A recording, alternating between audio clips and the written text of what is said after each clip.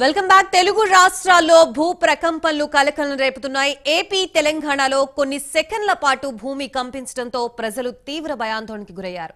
హైదరాబాద్, హన్మకొండ, వరంగల్, ఖమ్మం, భద్రాద్రి కొత్తగూడెం సహా తెలంగాణలోని పలు ప్రాంతాల్లో దాదాపు 2 సెకండ్ల పాటు భూమి కంపించింది.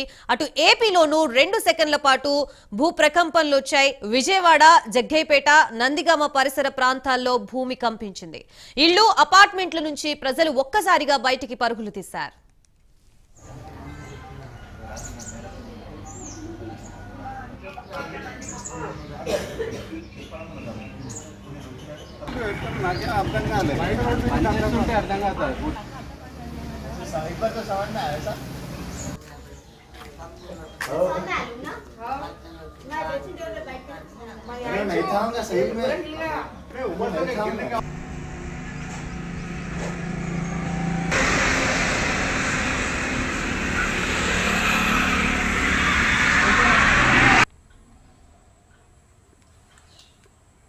ఒకసారి అటు గిన్నెలకి చేయబెట్టి చూపిమ్మా. ఊగినాయి, ఊగి పడ్డాయి. 2-3 సెకండ్లు ఊగినాయి, పడిపోయినాయి.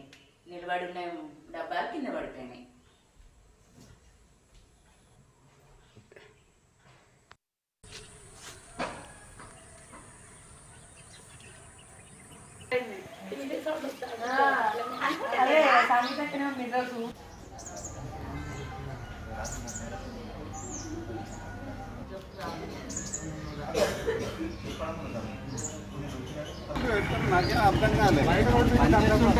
ఏడు గంటల 27 నిమిషాలకు సుమారు 7:27 సుమారుకు కమలాపూర్లో ప్రజలంతా భయభ్రాంతులకు గురైండ్రు.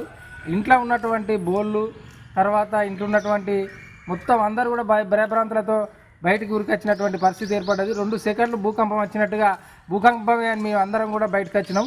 భూమి కంపించి 2 సెకండ్లు కనుక ఇంకొక 2 సెకండ్లు వస్తే ప్రాణ నష్టం జరిగేది.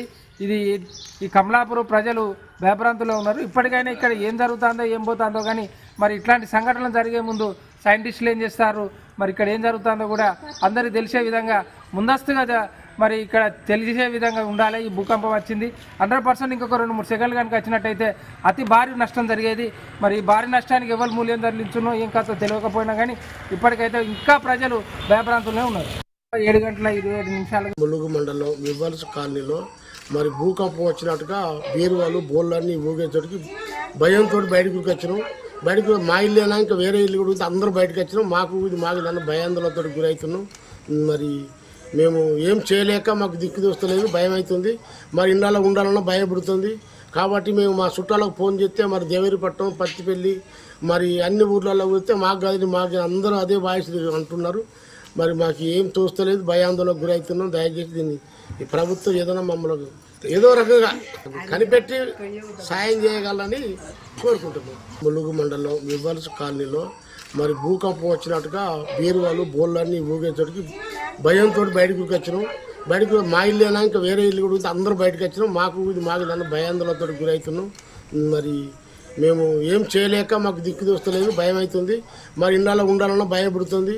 కాబట్టి మేము మా చుట్టాలకు ఫోన్ చేస్తే మరి దేవేరిపట్నం, పత్తిపల్లి, మరి అన్ని ఊర్లలో పోతే మాకు కాదు మాకు అందరూ అదే వాయిస్ అంటున్నారు.